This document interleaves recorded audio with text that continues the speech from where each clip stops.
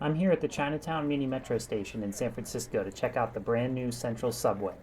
Right now, it's a free weekend only shuttle service, but when revenue service launches in a couple months, the T is going to break off from the K and run into a subway underneath 4th Street to Market and then up Stockton Street to Chinatown. But here's something you might not know. This is actually the second streetcar tunnel that Muni's built under Stockton Street.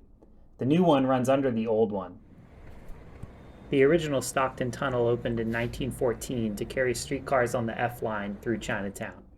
But it's a different F line from the one you're probably thinking. Way before the F Market, there used to be an F Stockton line that ran from Union Square through Chinatown out to the Marina District. In fact, there used to be a lot more letters of the alphabet in the Muni system. It's not a coincidence that the original 5 Muni Metro lines are in alphabetical order from J to N, and it's also not a coincidence that A through I are missing. It all has to do with the hills. Next, J in 11 minutes. K in 6 minutes. You might have seen this footage before. It's called A Trip Down Market Street, and it was filmed in 1906 from the front of a cable car, probably on one of the lines operated by United Railroads, which was San Francisco's largest streetcar operator at the time. Like every big city, the streetcar system back then was private and for-profit. But a few weeks after this footage was shot, the city was hit by a devastating earthquake that triggered a firestorm and left the entirety of the central city in ruins. In the aftermath of the quake, a wave of corruption scandals involving United Railroads led voters to pass a bond measure to create a municipal railway to compete with the private operators. So when Muni began operation in 1912, it became the first truly public transportation system in North America.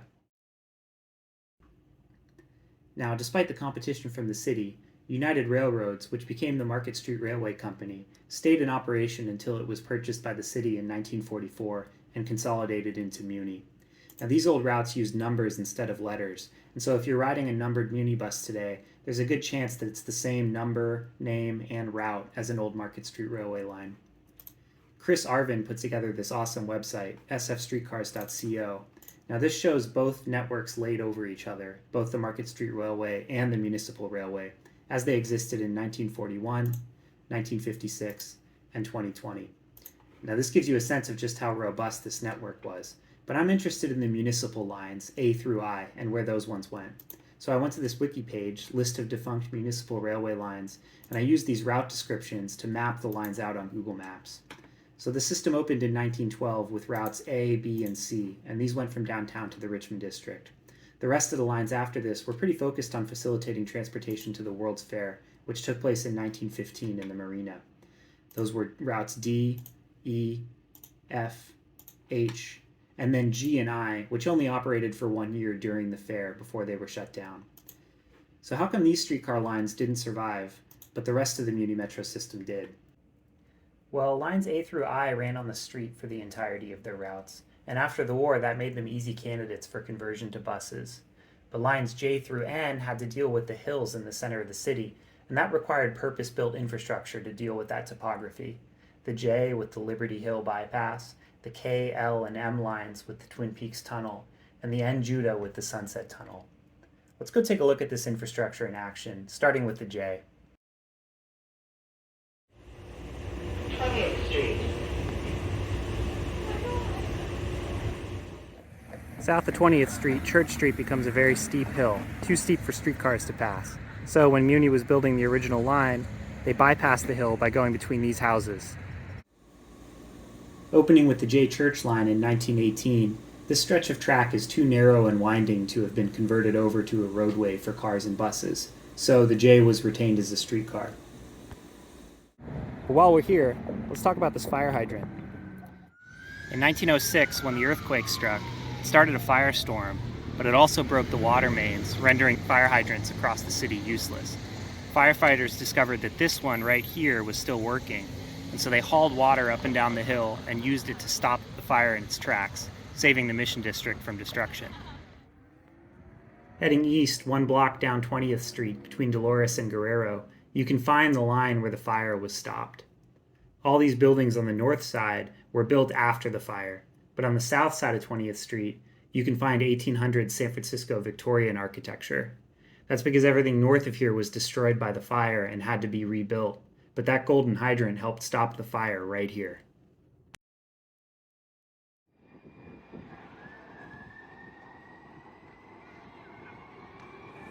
Now let's take a look at the Sunset Tunnel on the N-Judah line.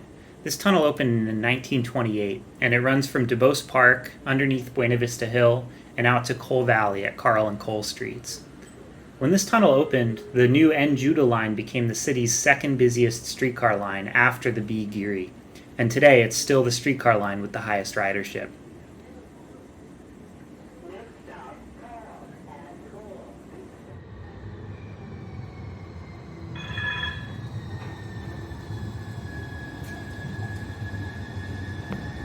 On the west side of the tunnel, you'll find the lesser known of Muni's two West Portal stations. Up the hill that we just went under, and we're in Buena Vista Park. It's aptly named for its incredible views of the city, but my favorite thing to show people in this park is the gravestones that line the gutters. Tom Scott's channel has a great video on the relocation of the city's cemeteries to the necropolis at Colma in the early part of the 20th century. This relocation left a lot of tombstones unclaimed. Some of them wound up as breakwaters, some of them were just sent to a landfill, but some of them wound up here in the gutters at Buena Vista Park. Lastly, let's take a look at the Twin Peaks Tunnel on the K, L, and M lines. This is the better known of the two west portals. This one is a modernized, high-platform station that caps off the west side of the Twin Peaks Tunnel. But this tunnel is anything but modern. It opened in 1918, connecting the streetcar tracks on Market Street to the sparsely populated western half of the city. This neighborhood, West Portal, exists because of this tunnel, and it takes its name from its location at the western end of it. If you go on Google Earth, you can look at some old aerial photography of this area, and you can see that even by the 1930s, much of this area was still sand dunes or ranches and farmland. That's because this tunnel was built as a city expansion project, not just a transportation project. It was envisioned as opening real estate on the west side of the city for residential development. Unlike the Sunset Tunnel, this one's long enough to justify stations within it. Opening with the tunnel in 1918, Laguna Honda Station, which we now know as Forest Hill, is the oldest subway station in America outside of New York and Boston. It's got a grand station hall at ground level and serves what's essentially a pocket of affluent streetcar suburb nestled into the canyon beneath Twin Peaks. This long staircase connecting the platforms to the street level is a bit creepy, but it's nowhere near as creepy as the other station that opened with the tunnel. Just west of the tunnel's eastern portal is the now abandoned Eureka Valley Station.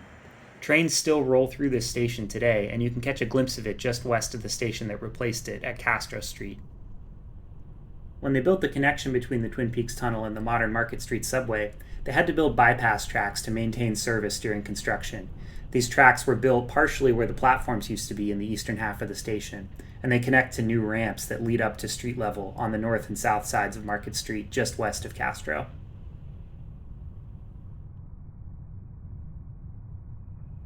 Here you can see where those tracks pop out onto Market Street just west of Castro. The tracks continue on to connect with the modern F Market tracks, but this infrastructure is disused. It was temporary to maintain service during construction of the subway, but all it does now is tell a little bit of the story about how that transition was done. The original plans for the Market Street subway had it operating as a local BART line. Under that plan, Muni's streetcar system would have been scrapped entirely, and there would have been a second BART system within San Francisco only that would have served as a local metro, kind of like what you have in DC today. But budget constraints during the planning and construction of the BART system ultimately led Muni to step in and operate local service in the Market Street subway via the modernized light rail streetcar hybrid that we know today. That's why Muni's Market Street station platforms are so absurdly long. They were built to accommodate full-length BART trains originally, and now they're way oversized for Muni's two-car light rail consists. So that's how we got the Muni Metro system we have today. And that's why these trains run like streetcars in the neighborhoods and light rail through the hills and a subway downtown. But I think this brings up an interesting thought. Oftentimes when people talk about the streetcar systems that we let fall by the wayside in the post-war era, it's with a certain wistfulness, basically lamenting how much better urban transit used to be. But it's important to remember that these lines the buses replaced weren't subways or rapid transit. They ran on the street, and that meant getting caught in traffic just like the buses that replaced them do. Grade-separated mass transit is undeniably more reliable and speedy than surface-running streetcars are, and all 5 Muni lines that had any grade separation were ultimately retained. So the next time you're riding a streetcar through one of these stretches of track, ask yourself, are you grateful this infrastructure saved your streetcar from deprecation? Or are you frustrated by its status as a sort of Frankensystem? Would you prefer these old streetcars had been scrapped entirely and maybe replaced with something more subway-like BART, that served more than just Market Street and the Mission? Or do you think these old shadows of the past are a cherished bit of San Francisco's character? Speaking for myself, I think it just depends. If I'm visiting friends or family in the outer Sunset, I usually wish they were on a BART line. But when the J church bells ring across Dolores Park on a nice day, that's just San Francisco right there.